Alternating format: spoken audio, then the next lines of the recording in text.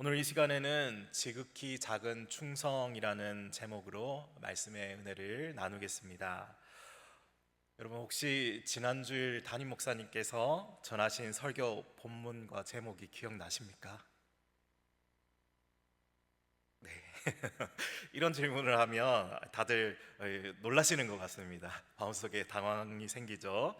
갑자기 기억 상실증에 걸린 사람처럼 이제 앞이 깜깜해지면서 지난주에 내가 뭘 들었더라 마음속에 이제 고민을 하게 됩니다. 이 생각나지 않는 것이죠. 지난 주일에 우리는 이 구원받은 삭개오에 대한 말씀 우리 함께 살펴봤습니다. 누가복음 19장 이 전반부의 말씀이었는데 오늘 구원이 이 집에 이르렀도다라는 말씀의 제목이었습니다. 그래서 오늘 말씀을 읽으면서 약간의 묘한 이 기시감을 느끼시는 분들도 있었을 겁니다. 오늘 본문을 살짝 위로 쳐다보니 지난주 본문이네 이렇게 연결되어 있을 겁니다. 한 가지 재밌는 사실을 알려드리자면 사실 저도 지난주에 삭개오 본문을 설교하려고 준비해 두었던 것입니다. 오늘 이 시간에 사실 설교하려고 막 준비하려고 막 계획을 세웠던 겁니다. 놀랍죠? 별로 안 놀라세요? 저 혼자만 놀라는군요. 이 수많은 말씀들이 이 안에 있는데 이게 겹치는 경우가 사실 잘 없는데 그런데 가끔 이런 일이 실제로 일어납니다. 지난주 토요일 15일이죠. 이 주보를 이제 인쇄하려고 이제 준비하면서 16일 주일 설교가 삭개오구나 이렇게 이제 보면서 눈물을 머금고 이제 플랜 B를 가동시켰던 것이죠. 그래서 오늘 이 시간에 이 삭개오 본문을 하고 난 다음에 이어서 하려고 이제 준비해둔 설교 본문으로 이렇게 그냥 자연스럽게 넘어오게 된 겁니다. 우리 만남은 우연이 아니야. 이 유행가 가사처럼 오늘 본문은 우연이 아니라 하나님께서 계획이 있음을 생각해 보게 됩니다. 오늘 우리의 삶에 조금 더 이 직접적인 변화를 주기 위해서 하나님의 뜻이 있지 않을까 하는 그러한 마음속으로 또 이 설교를 준비하게 되었습니다. 그러니까 오늘 본문은 사실 지난주 본문에 이어서 그 본문의 확장판이라고 생각하시면 이 말씀을 드릴 때 도움이 되시겠습니다. 지난주 삭개오 본문을 통해서 우리가 깨달은 것이 무엇입니까? 하나님께서 그 주권적으로 강권하시는 은혜, 그 추격하시는 은혜로 삭개오를 먼저 찾아가시고 구원하셨습니다. 성령의 역사 가운데 아주 사소해 보이던 그 삭개오의 복음에 관한 이 관심, 호기심을 사용하셔서 우리 주님께서 그를 만나 주셨고 그의 인생을 송두리째 변화시키셨습니다. 그리고 그걸로 끝난 게 아니라 진정한 삶의 변화까지 일어났다는 겁니다. 이렇게 삭개오가 누렸던 그 환경을 초월하는 기쁨 그리고 변화의 은혜가 바로 우리도 날마다 주님 안에서 소망하고 경험하고 누려야 할 은혜라는 사실을 우리가 이 본문을 통해서 함께 살펴보았습니다. 그리고 오늘 본문 11절에서 곧바로 이렇게 이어집니다. 우리 11절 말씀입니다. 그들이 이 말씀을 듣고 있을 때에 비유를 더하여 말씀하시니 이는 자기가 예루살렘에 가까이 오셨고 그들은 하나님의 나라가 당장에 나타날 줄로 생각함이더라. 그들이 들었다는 말씀은 바로 앞에 있는 거겠죠. 오늘 구원이 이 집에 임하였다. 삭개오도 아브라함의 자손이다. 인자가 온 것은 잃어버리는 자를 찾아 구원하려고 왔다. 예수님의 이 선언을 그들이 들었던 겁니다. 이걸 들었던 사람들, 그러니까 거기 삭개오의 집에서 식탁에 식사 자리에 있었던 사람들과 또 삭개오의 그 대문 앞에서 몰려 있었던 사람들에게 예수님께서 선언하셨던 이 말씀인 것이죠. 그런데 그런 예수님의 말씀을 듣고 사람들이 착각에 빠졌다는 겁니다. 구원이 임했다는 예수님의 말씀과 예루살렘을 지금 향해 가시고 있는 이 모습을 보고 영락없이 뭔가 지금 거대한 엄청 큰 일이 거기서 벌어질 것만 같다, 이렇게 그들이 생각했던 것이죠. 그래서 구원이 임했다는 예수님의 말씀과 예루살렘을 향해 가시는 예수님의 모습을 보고는 그들이 생각하기를 예루살렘에 도착하면 예수님이 내가 메시아다 이렇게 커밍아웃 하시고 군대를 일으켜서 유대민족을 위한 큰 구원의 사건을 만들어 가시지 않을까, 이런 기대를 했던 겁니다. 로마의 지배로부터 벗어나고 이 유대가 독립하는 것이 그들이 사실은 원하고 상상했던 하나님의 나라였던 것이죠. 그걸 예수님이 아셨고, 그래서 예수님은 은화 열 문화의 비유를 갑자기 설명하신 겁니다. 사실 누가복음 19장의 열 문화의 비유는 이 마태복음 25장에 나오는 이 달란트 비유보다 유명하지 않습니다. 이 비유가 똑같다고 생각하시는 분들도 아마 있을 겁니다. 그런데 사실은 열 문화와 달란트 비유는 사실 조금 다릅니다. 달란트 비유는 뭐 그런 것이죠. 주님 오실 때까지 신실하게 깨어 있으라는 이 주제 안에서 그 의미를 이제 해석할 수 있다면, 열 문화의 비유에는 달란트 비유에는 없는 독특한 특징들이 그 안에 더 포함되어 있습니다. 열 문화 비유에는 독특한 특징이 있는데, 여기에는 예수님의 그 시대적, 정치적, 이 역사적으로 벌어졌던 실제 이 정치적인 스토리가 그 안에 혼합되어 있다는 것이죠. 그래서 두 개의 비유가 유사해 보이지만 살짝 다른 결로 가지고 우리가 이 해석을 해야 한다는 겁니다. 오늘 본문 12절부터 14절까지의 말씀을 우리 다시 한번 읽어보겠습니다. 12절입니다. 이르시되 어떤 귀인이 왕위를 받아 가지고 오려고 먼 나라로 갈 때에 그 종 열을 불러 은화 열 문화를 주며 이르되 내가 돌아올 때까지 장사하라 하니라. 그런데 그 백성이 그를 미워하여 사자를 뒤로 보내어 이르되 우리는 이 사람이 우리의 왕됨을 원하지.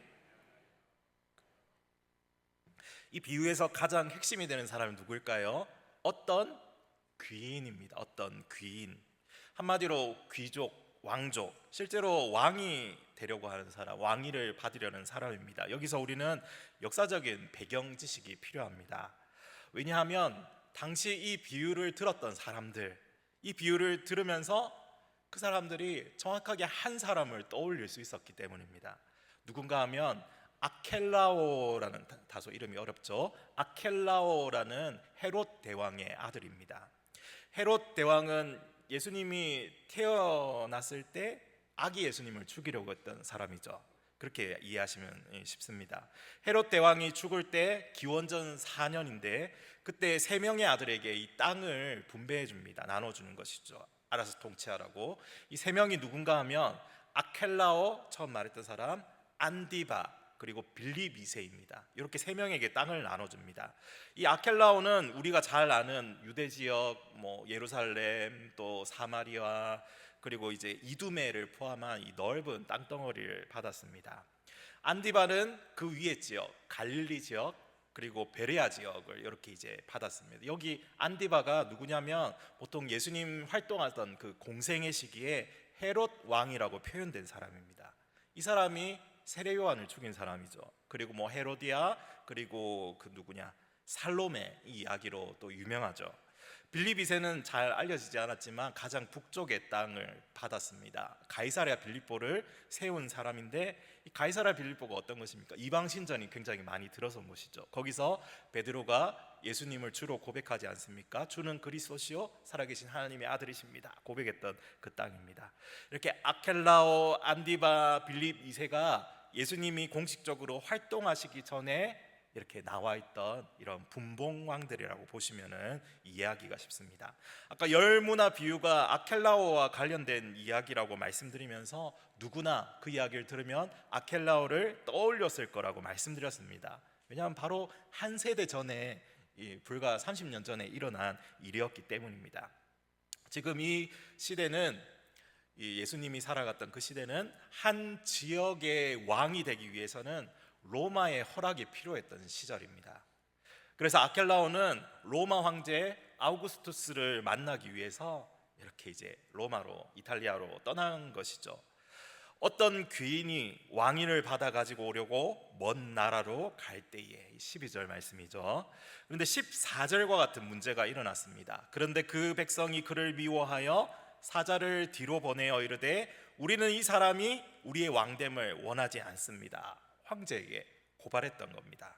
이 아켈라오가 왕이 되는 걸 막기 위해서 당시에 유대인 대표단 50명이 밀사로 황제에게 보내졌습니다. 그리고 거기에는 자기 친동생, 아까 말했던 두 번째 안디바도 와 있었던 겁니다. 왕이 되는 거를 결사적으로 이 사람들이 이제 막으려고 했습니다. 그런데 여러분, 왜 백성들이 그를 미워하는지, 이전에 아켈라오가 무슨 짓을 저질렀는지 궁금하시죠? 궁금해야 됩니다. 여기서 궁금하셔야 됩니다. 사실 헤롯 대왕이 죽기 직전에 이 헤롯 대왕이 죽기 직전에 예루살렘 성정 문에다가 문 위에다가 금독수리상을 세웠습니다.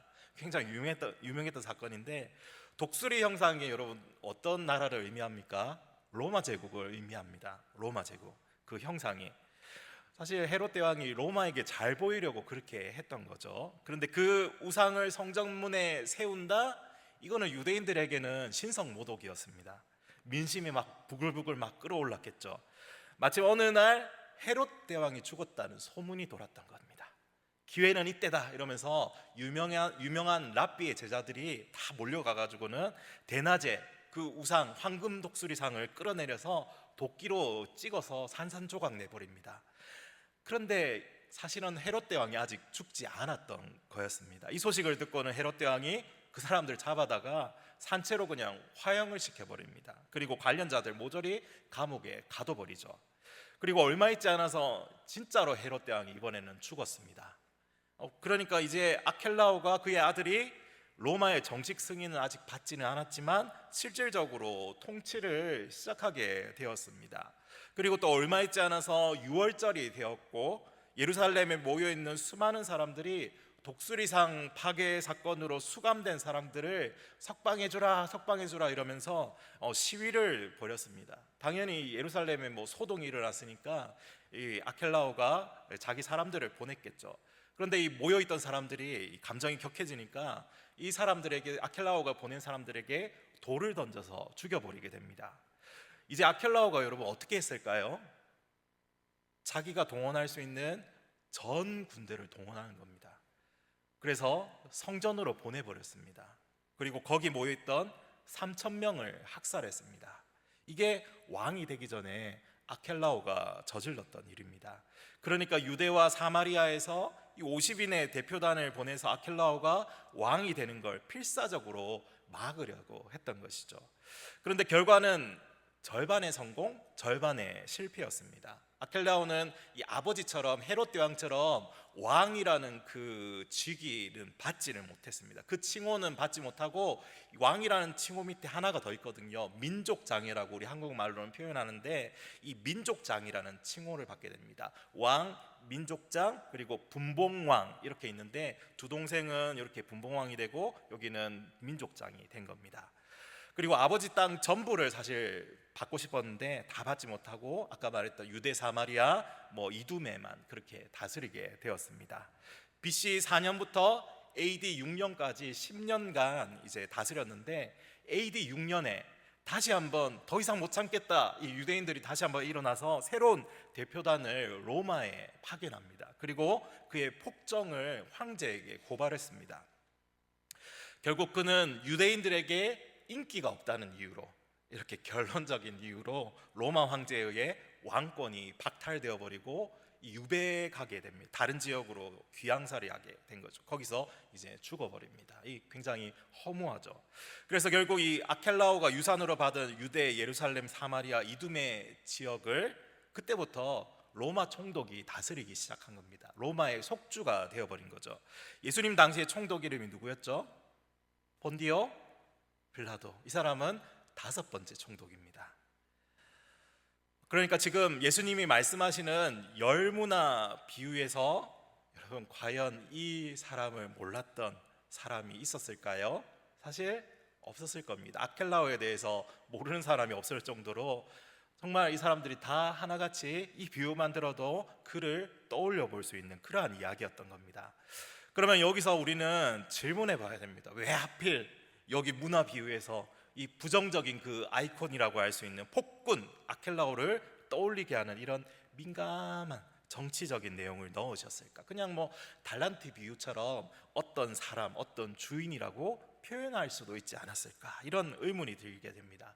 우리는 보통 이 귀인이라고 하면은 우리 먼저 이 알레고리적으로 먼저 해석해서 이 귀인, 예수님 이렇게 이제 즉시 해석하려는 그런 경향을 가지고 있죠. 자연스럽게 귀인은 우리 예수님이지 이렇게 생각하기 마련입니다. 그래서 앞서 이야기했듯이 이 귀인이 폭군 아켈라오를 떠올리게 한다는 사실을 말하면 사실 우리 마음에 이 불편함이 생깁니다. 잔혹하고 악하고 불의하며 모든 사람이 왕이 되는 걸 반대했던 사람인데 왜 하필 그런 사람을 떠올리게 하셨을까? 예수님 의도가 뭐지? 바로 여기서 우리는 이 비유를 해석해야 합니다.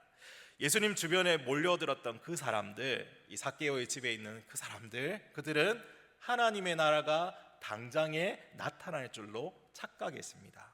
예루살렘으로 가시면 이제 당장의 모든 것이 한순간에 뒤집힐 거라고 그렇게 생각했던 겁니다. 그래서 예수님은 지금 이 비유를 하셨다고 말씀합니다. 그들의 착각을 교정해 주기 위해서 여기에 이러한 의도로 예수님께서 말씀하셨다는 것이죠. 만약 예수님이 막연하게 선하고 마음씨 좋은 어떤 왕이라고 이 비유를 언급하셨다면 어땠을까요?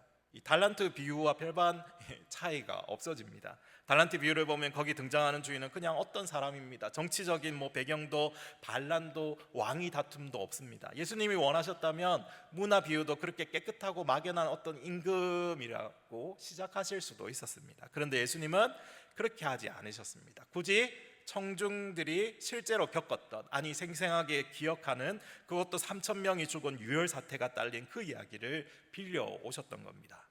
우리 11절로 돌아가 봅시다. 무리는 하나님의 나라가 당장 나타날 줄로 생각했습니다. 그런데 그들이 잘 아는 아켈라오의 이야기는 정확하게 그 반대를 말하고 있는 사건이었던 것입니다.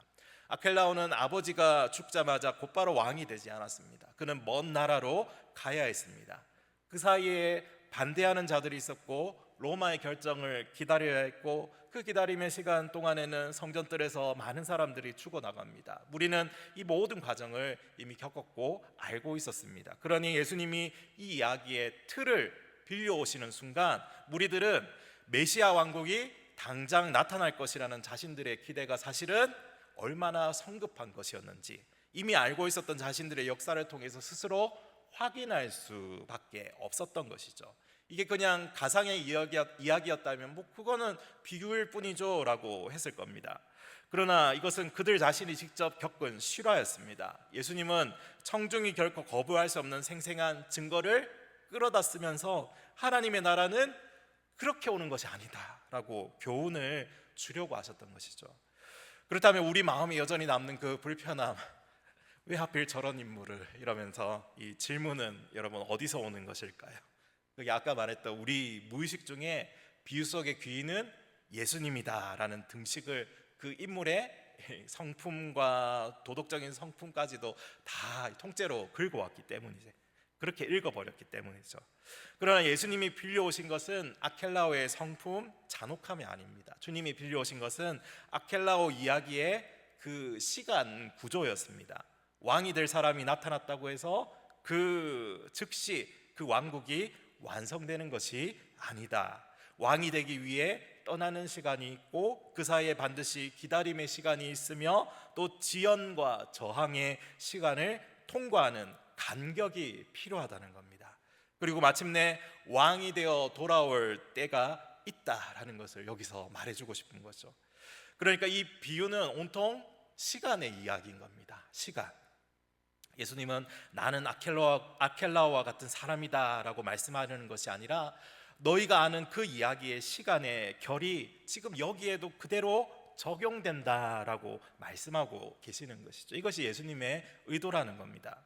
예수님께서는 곧 떠나셔야 하고 다시 돌아오실 것입니다. 하나님의 나라는 예수님의 오심으로 이미 우리 가운데 이 복음서의 말씀처럼 임하였지만 그것의 완성은 아직은 아닌 것입니다. 이걸 유명한 오스카 쿨만이라는 신학자는 already not yet 이라고 표현하기도 했습니다.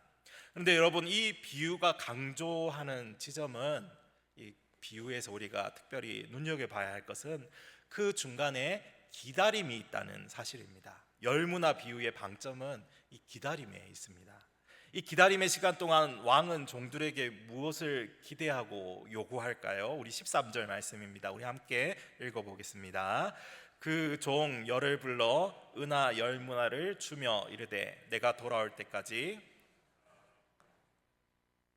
왕이 되기 위해서 이제 먼 나라로 가게 됩니다. 먼 나라, 이거는 긴 기다림의 시간이 있다라는 것을 예고하고 있는 것이죠. 언제 돌아올지 아무도 모릅니다. 그런데 그 시간 동안 종들에게는 반드시 해야 할 일이 주어집니다. 한 문화씩 가지고 장사하라는 것입니다. 여러분, 이 한 문화 좀 익숙하지는 않지만 이 한 문화는 이 은화로 100드라크마라고 합니다. 노동자가 100일 동안 일해야 벌 수 있는 양의 금액입니다. 오늘날로 뭐 치면은 작게 보면 한 700 요 정도라고 볼 수 있겠죠. 700만 원.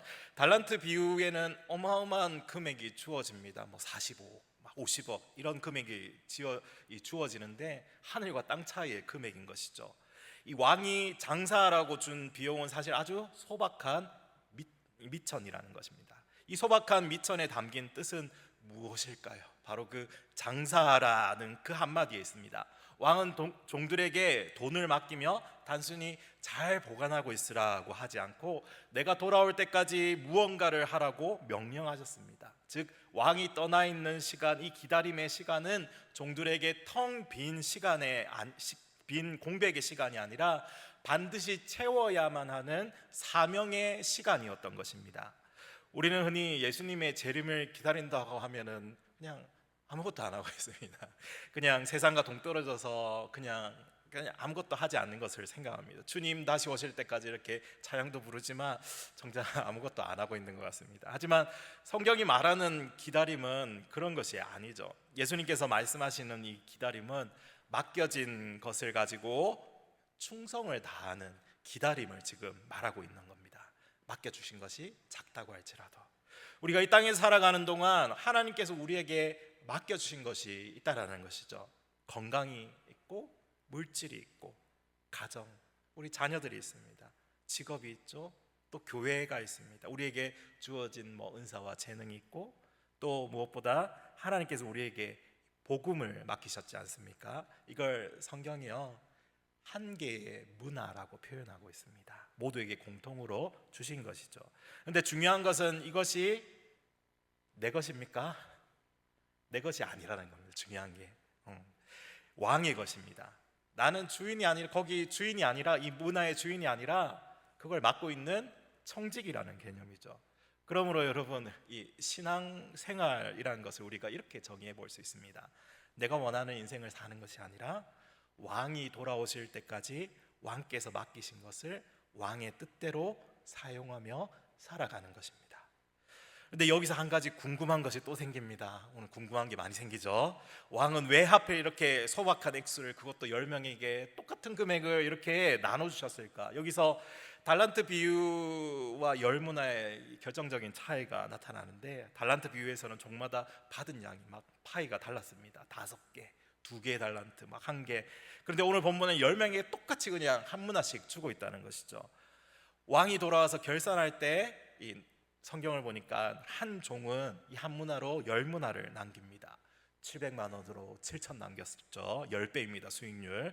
왕이 말합니다. 17절 말씀에 주인이 이르되 잘하였다 착한 종이여 내가 지극히 작은 것에 충성하였으니 10고을 권세를 차지하라.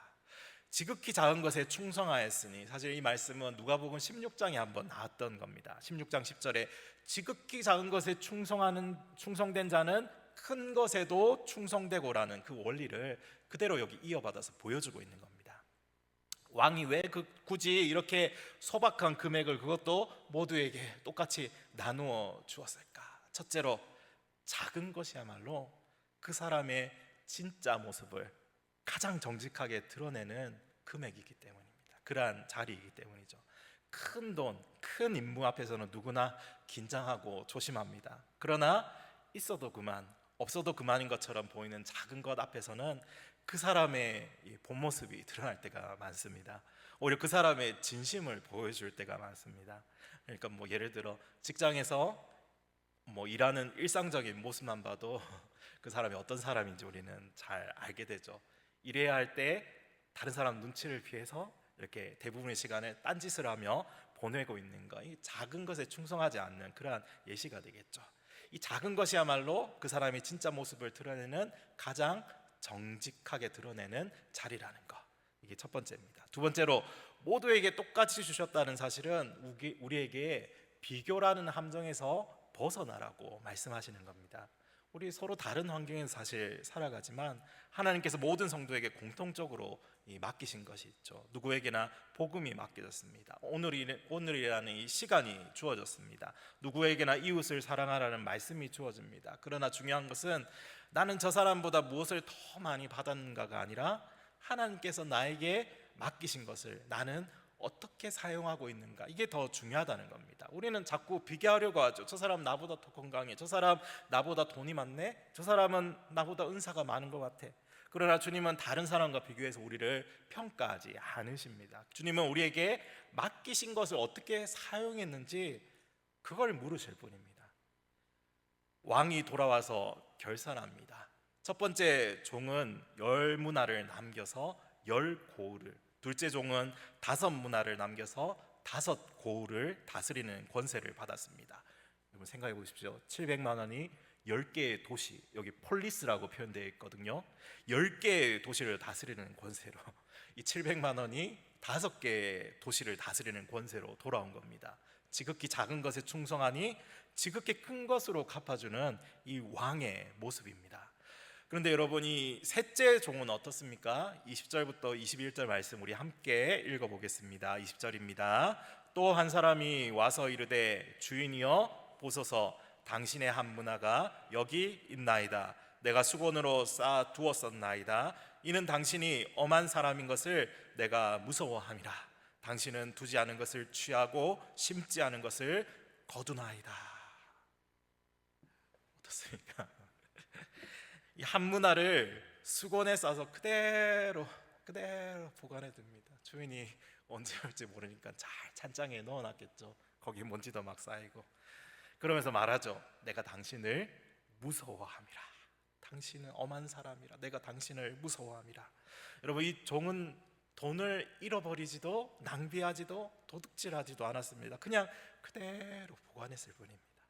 우리는 이렇게 생각할 수 있습니다. 그래도 뭐 잃어버리지는 않았으니까 괜찮은 거 아닌가. 그런데 왕은요, 그것을 충성이라고 인정하지 않았습니다. 왜 그렇습니까? 왕이 맡겼던 목적이 있었기 때문입니다. 내가 돌아올 때까지 장사하라. 이건 왕의 뜻을 이루라고 맡긴 것이지 단순히 보관하라고 준 것이 아니었습니다. 오늘 말씀을 묵상하면서 그런 생각이 듭니다. 신앙생활에서 가장 위험한 것은 반드시 큰 죄를 짓는 것만은 아닌 것 같습니다. 때로는 아무것도 하지 않는 것이 더 위험할 수 있습니다. 하나님께서 주신 시간을 그냥 흘려보내는 것, 하나님께서 주신 은사를 사용하지 않는 것, 하나님께서 주신 물질을 나만을 위해 사용하는 것, 복음을 알고 있으면서도 복음을 전하지 않는 것, 교회를 사랑한다 하면서도 내가 할 수 있는 작은 섬김을 실천하지 않는 것, 하나님께서 맡기신 가정과 자녀를 신앙으로 세우는 일을 뒤로 미루는 것, 이것이 바로 그 수건에 쌓인 한 문화를 보관해 놓는 삶일 수 있습니다.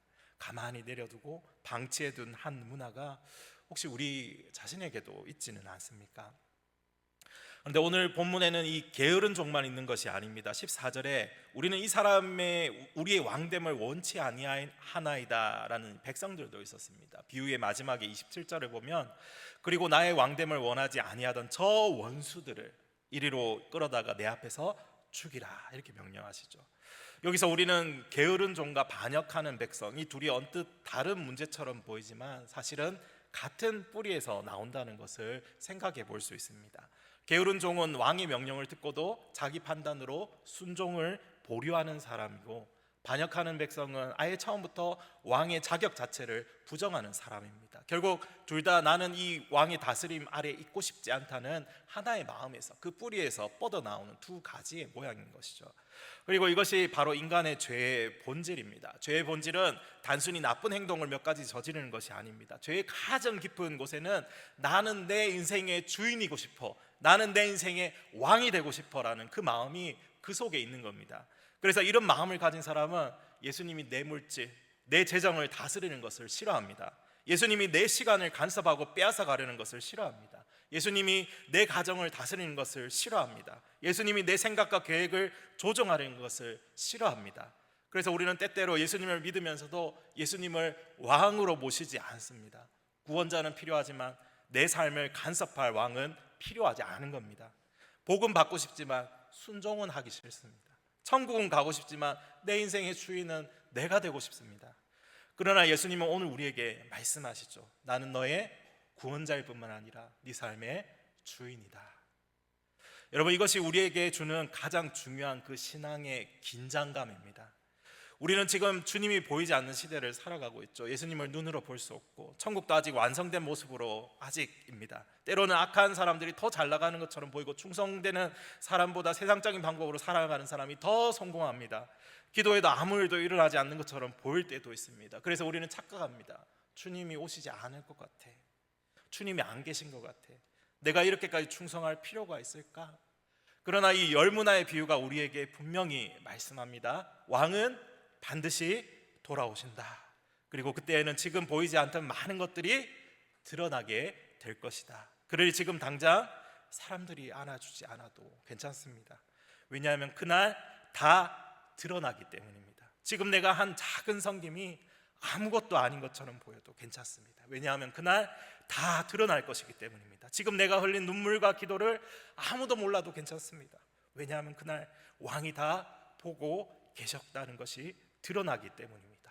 여기에서 우리가 조금 더 깊이 생각해 보아야 합니다. 주님께서 돌아오셔서 우리에게 너는 얼마나 유명했느냐, 너는 얼마나 많은 것을 가지고 있었느냐, 너는 다른 사람보다 얼마나 성공했느냐 물으실까요? 아닙니다. 오늘 본문에서 왕이 묻는 것은 단순합니다. 내가 너에게 맡긴 그것 어떻게 사용했느냐. 그러므로 성도의 인생을 세상의 기준으로 평가할 수 없습니다. 세상에서는 돈과 권력을 가진 사람이 성공한 사람이죠. 그러나 하나님의 나라는 충성된 사람이 성공자요 큰 사람입니다. 세상에서는 얼마나 많이 가졌느냐가 중요합니다. 그러나 하나님 나라에서는 맡겨진 것을 어떻게 사용하였느냐가 중요합니다. 그래서 우리에게 필요한 것은 그 거대한 성공이 아니라 지극히 작은 것에 대한 충성입니다.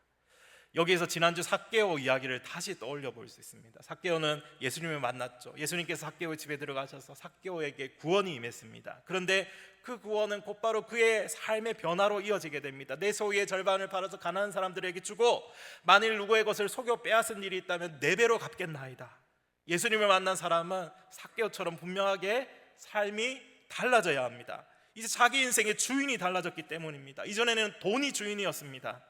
자신의 성공이 주인이었습니다. 그러나 예수님을 만난 후에는 예수님이 주인이 되시고 예수님이 왕이 되셨습니다. 삭개오는 오늘 본문의 질문 앞에 이미 답을 내놓은 사람이죠. 그는 게으른 종도 반역하는 백성도 아니었습니다. 은혜를 받자마자 즉시 맡겨진 것을 왕의 뜻대로 사용하기 시작하는 사람이었습니다. 오늘 열문화의 비유는 아직도 누구를 주인으로 섬기는지 대답하지 않고 있던 나머지 모든 사람들에게 던지는 예수님의 질문이었던 것입니다. 사랑하는 성도 여러분, 오늘 하나님께서 우리에게 똑같은 한 문화를 주셨다고 생각해 보시기 바랍니다. 문화는 결코 크지 않은 것입니다. 작은 것입니다. 오늘 우리에게 주어진 오늘 하루, 오늘 만나는 한 사람, 오늘 내가 할 수 있는 작은 섬김, 오늘 드릴 수 있는 한 번의 기도와 감사, 오늘 읽는 하나님의 그 말씀 한 구절, 오늘 내가 용서할 수 있는 한 사람, 오늘 내가 사랑할 수 있는 한 영혼, 오늘 내가 전할 수 있는 복음 한마디, 사람들이 보기에는 아무것도 아닙니다. 그러나 왕께서 돌아오시면 이야기가 달라집니다. 왕은 우리가 얼마나 큰 일을 했는지 먼저 보시는 것이 아니라 왕의 것을, 왕을 위해 어떻게 사용했는지 보고 계십니다. 그러므로 사랑하는 여러분, 우리에게 필요한 것은 대단한 일을 시작하는 것이 아닐 수 있습니다. 오늘 내가 할 수 있는 작은 일, 하나님 앞에 충성스럽게 실천하며 감당하며 살아가는 것이죠. 내게 맡겨주신 가정에서, 교회에서, 내가 맡은 자리에서 작은 순종과 충성을 반복하면서 살아가는 것입니다. 구체적으로 내가 만나는 한 영혼을 사랑하는 것이고, 내게 주신 건강과 시간과 물질을 하나님을 위해 사용하는 것입니다. 그리고 이렇게 고백할 수 있기를 바랍니다. 주님, 이것이 비록 작지만 주님께서 맡기신 것이기에 충성하였습니다. 주님, 많은 것을 가지진 않았지만 주님께서 맡기신 것이기에 충성했습니다. 주님, 대단한 일을 하지는 못했지만 제게 주신 자리에서 주님을 섬겼습니다. 그리고 그날 주님께서 우리에게 이렇게 말씀하실 것입니다. 잘하였다, 착하고 충성된 종이여 내가 내게 더 큰 것을 맡기겠다. 사랑하는 성도 여러분, 우리에게 지금 필요한 것은 대단한 능력이 아닙니다. 누군가 인정해주는 성공한 삶도 아닙니다. 매일 지극히 작은 것에 충성하는 믿음의 삶입니다. 왜냐하면 왕이 돌아오시기 때문입니다. 그러므로 여러분, 오늘도 살아갑시다. 왕이 다시 오실 때까지 가정에서 왕의 사람으로, 교회에서 왕의 사람으로, 직장에서 왕의 사람으로, 내가 만나는 모든 사람 앞에서 왕의 사람으로 살아갑시다. 그리고 오늘 내 손에 있는 작은 한 문화를 바라보면서 이렇게 고백합시다. 주님, 이것은 제 것이 아닙니다. 주님께서 맡기신 것이죠. 주님 돌아오실 때까지 지극히 작은 것에 충성하며 살아가겠습니다. 살아가는 인생의 모든 순간마다 맡겨진 자리에서 왕의 사람으로, 충성된 종으로 살아가며 주님의 마음을 시원케 하며 기쁨을 드리는 우리 여수세종항교회 영가족들 되시기를 간절히 소망합니다.